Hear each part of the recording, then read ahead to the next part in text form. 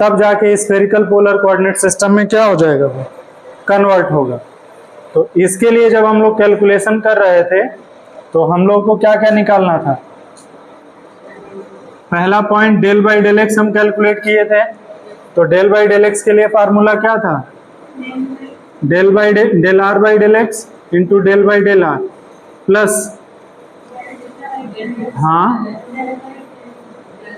Plus ये था। और जब कैलकुलेट किए थे हम लोग तो del r by del x क्या मिला था, sine theta cos five. Del theta by del x क्या मिला था, कॉस थीटा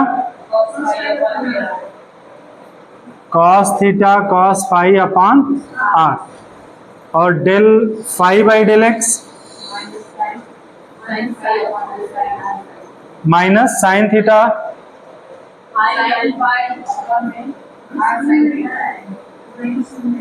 ओके, ये मिला था क्वांटिटी।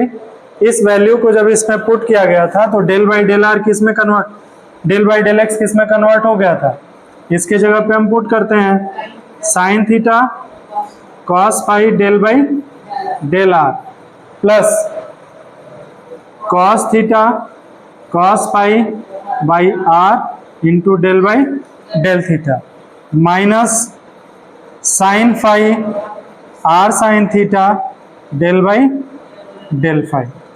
इसको इक्वेशन ए नाम दे दिया गया था, ठीक है। अभी हम लोग का चैलेंजिंग टास्क कई है इसमें, डेल बाई डेल वाई निकालना था, डेल बाई डेल जेड निकालना था। तो डेल बाई डेल वाई तुम लोग कैलकुलेट किए,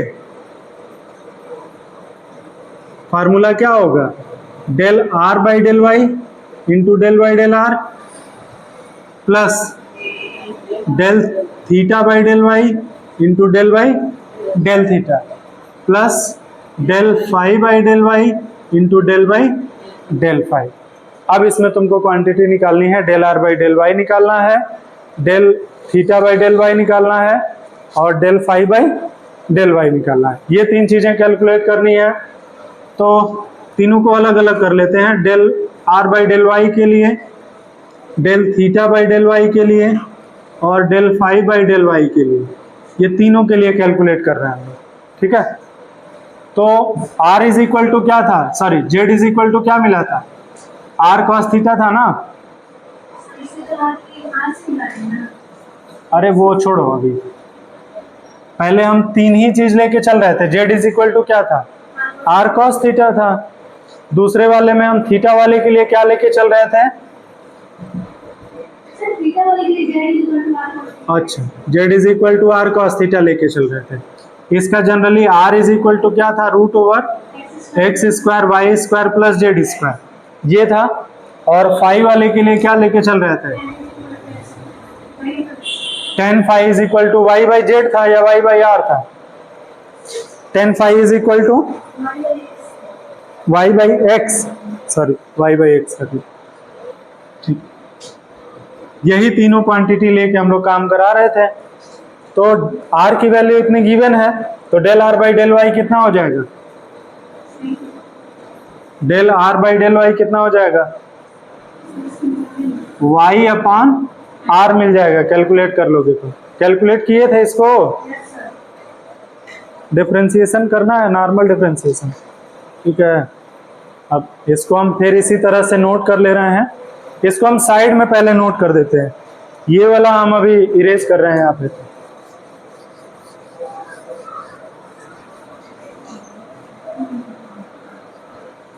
जो भी कैलकुलेट हम लोग को होगा ये साइड में हम लिख लेंगे। पहले डेल बाई डेल एक्स मिल गया था हम लोगों को, sine theta cos five del by del r plus cos five by r into del by del theta minus sine five upon del by del five, ये हमको मिल चुका है। Similarly del by del y अभी calculate किए हम लोग, तो del r by del y पहले लिखेंगे तो sine theta sine phi del by del r. Del theta by del y क्या है?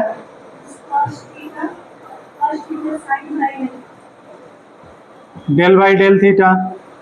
और फाई वाले टर्म में क्या है? Plus cos phi upon r sine theta into del by del phi. Equation number B है। तो अगर थोड़ा ध्यान से तुम लोग इसमें देखोगे तो सब कुछ सेम है, केवल फाई वाला टर्म इसमें चेंज हो रहा है। अगर डेल बाई डेल एक्स तुम कैलकुलेट कर लेते हो तो del by del y calculate करने की जरूरत नहीं पड़ेगी। थोड़ा सा ध्यान दोगे तो डेल बाई डेल वाई भी लिख लोगे, क्योंकि थीटा वाला टर्म सब जगह फिक्स है। देख लो, जो जहां है वो वहीं है। यहाँ साइन थीटा है, यहाँ साइन थीटा है, लेकिन फाई वाला टर्म चेंज हो रहा है। कॉस का यहाँ साइन में कन्वर्ट हो गया है, यहाँ कॉस का साइन में कन्वर्ट हो गया। लेकिन साइन जब कॉस में कन्वर्ट हो रहा है तो देखो साइन बदल रहा है, तो साइन भी बदल दो। मतलब साइन फाई भी बदल रहा है, तो साइन फाई के साथ साथ उसका साइन भी बदल दो। ऐसे तुमको थोड़ा मेमोराइज हो जाएगा। तो डेल बाई डेल एक्स अगर कैलकुलेट कर लोगे तो डेल बाई डेल वाई भी लिख लोगे। समझ में आ रहा ना कैसे बोले हैं? कॉस फाई कन्वर्ट हुआ साइन फाई में, दो जगह, पहले के दो पार्ट में कॉस फाई साइन फाई में कन्वर्ट हो गया, लेकिन लास्ट वाले पार्ट में साइन फाई कन्वर्ट हो रहा है किस में? कॉस फाई में। तो साइन फाई कन्वर्ट हो रहा है तो उसका साइन भी चेंज कर दो। अगर निगेटिव है तो पॉजिटिव में कर दो, पॉजिटिव था तो निगेटिव में कर दो। तरफ बढ़ते हैं, del by del z. Last calculation है डेल बाई डेल जेड, इसी को हम मिटा दे रहे हैं, यहाँ पे जेड लिख दे रहे हैं। और उसी तरह से सारा कैलकुलेशन इसमें भी करते हैं। Del by del z is equal to del r by del z, del theta by del z, del phi by del z. चलो कैलकुलेट करते हैं।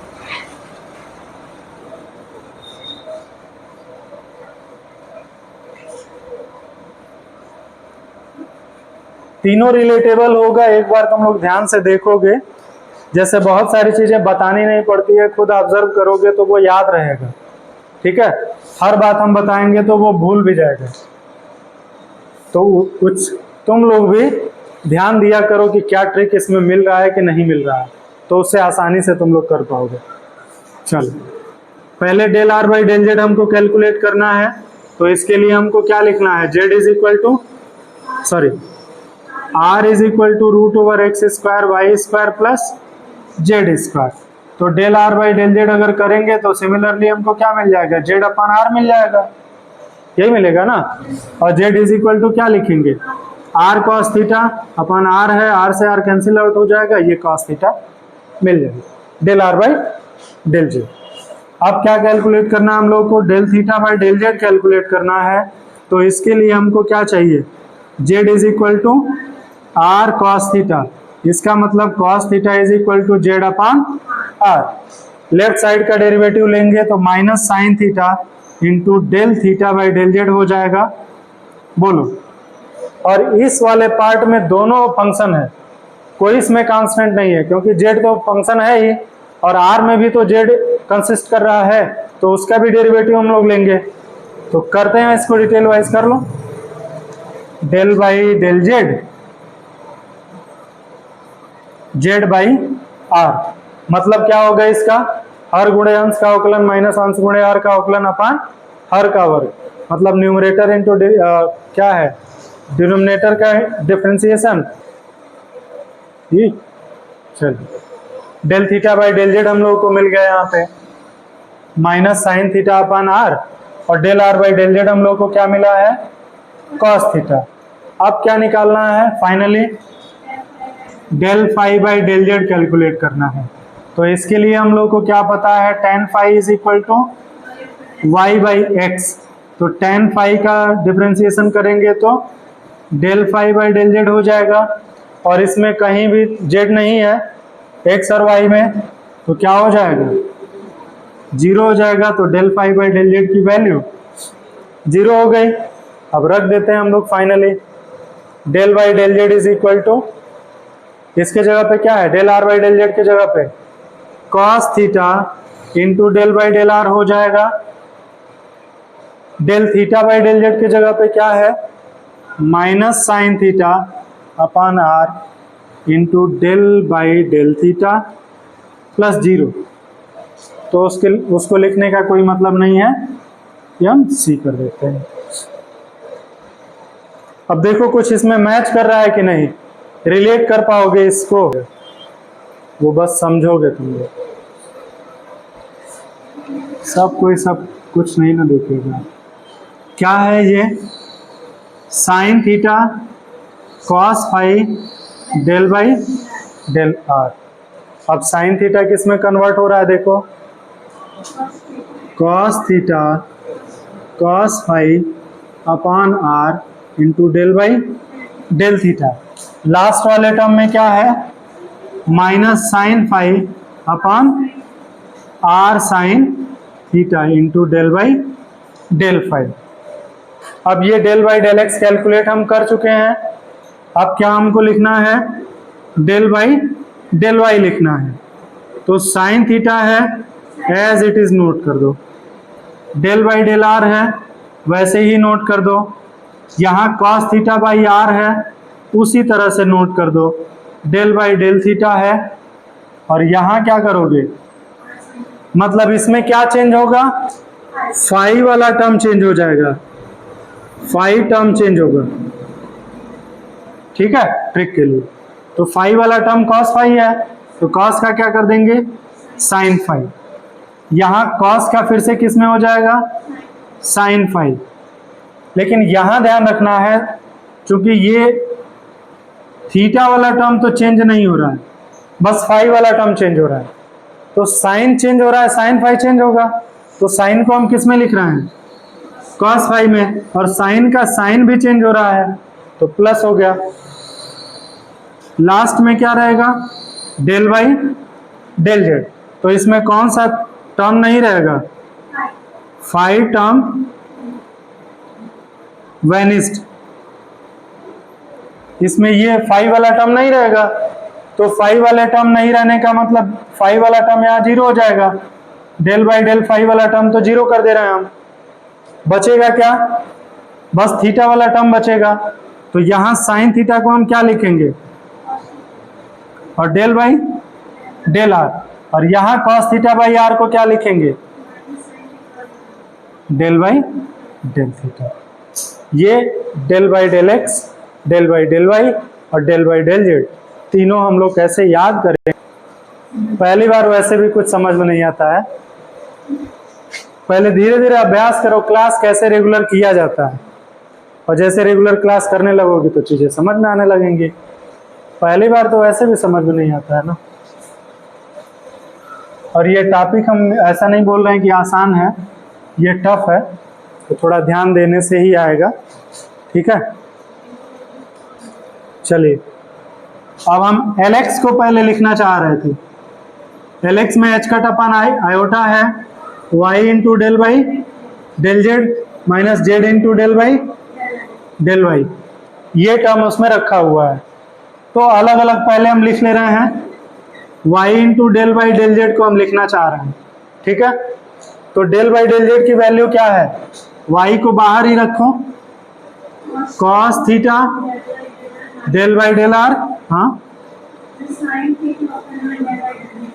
डेल बाई, ये आया, मल्टीप्लाई कराओ, y cos theta del by del r minus y sine theta by r into del by del theta.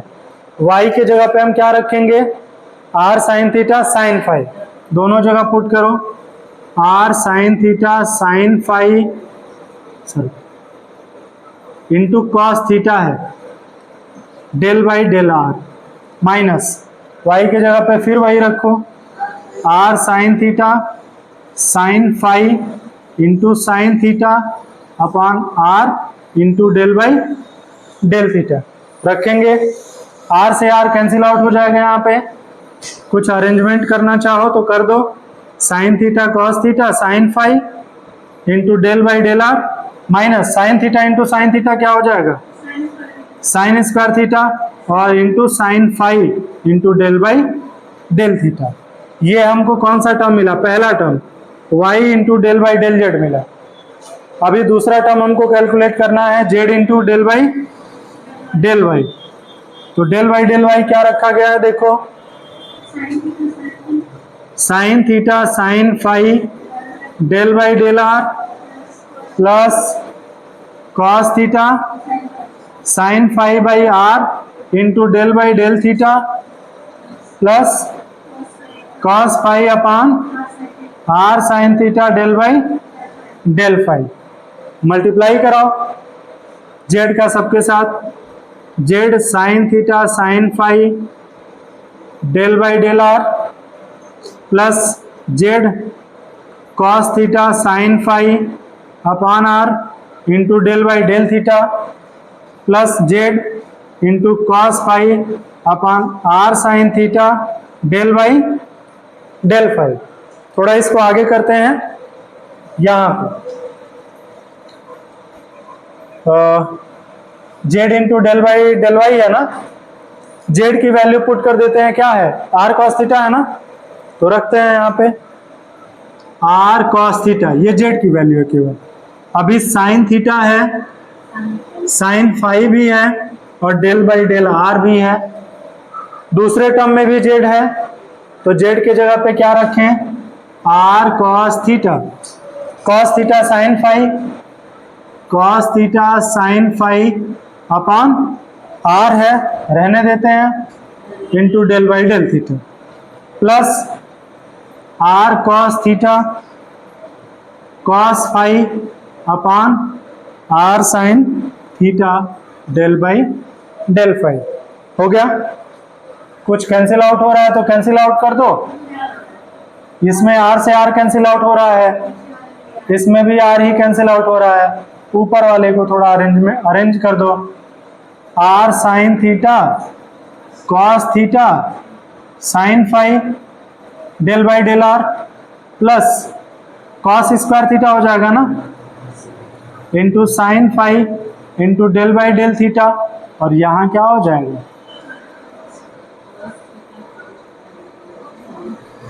Cot theta कर दिया जाए कि वैसे ही रहने दिया जाए?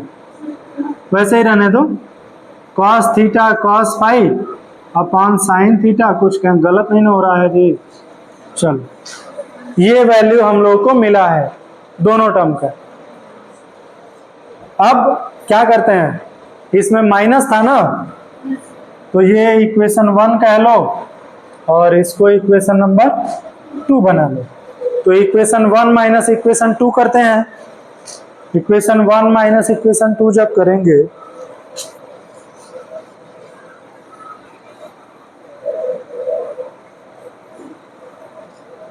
चलो, इक्वेशन 1 माइनस इक्वेशन 2, तो इक्वेशन 1 क्या दिया है, r sine theta cos theta sine five del by del r minus sine square theta sine five del by del theta था, यही था ना जी? ठीक है, अब माइनस लगाएंगे तो माइनस हो जाएगा, क्या मिलेगा, r sine theta cos theta sine five del by del r, ठीक है, minus cos square theta sine five del by del theta है जी, minus cos theta cos five by sine theta into del by del phi. ठीक है, अब देखो इसमें कौन सा मैच कर रहा है, उसको एलिमिनेट करते हैं। ये डेल आर वाला टर्म तो सेम है, प्लस माइनस है, तो कैंसिल आउट कर दें इसको, कैंसिल आउट हो गया। अब बाकी थीटा वाला जो टर्म है, इसमें minus sine five del by del theta common कर सकते हैं। Minus sine five del by del theta अगर कॉमन करेंगे तो sine square theta plus cos square theta हो जाएगा। और लास्ट वाला टर्म क्या बचता है हम लोगों का, यही बचेगा ना, cot theta cos phi del by del phi कर देते हैं, और sine square theta plus cos square theta 1 हो जाएगा, तो इसके जगह पे 1 कर देते हैं, minus sine phi del by del theta minus cot theta cos phi del by del phi. मिला ये? तो ये अंदर वाला टर्म हमको मिल गया, बस आगे हमको क्या कर देना है, h कट अपन आयोटा से मल्टीप्लाई करा देना है, वैल्यू हमको मिल जाएगी। तो रख देते हैं is equal to h cut upon iota, क्या मिला है हम लोगों को, minus sine phi del by del theta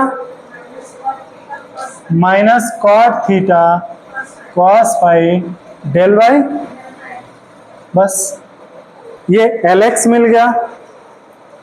similarly तुम लोग Ly कैलकुलेट करोगे और Lz कैलकुलेट करोगे, इतना काम तुम लोग घर से करके लाओगे। Lx Ly Lz कैलकुलेट हो गया, इसका कम्यूटेशन रिलेशन हम तुम लोगों को क्या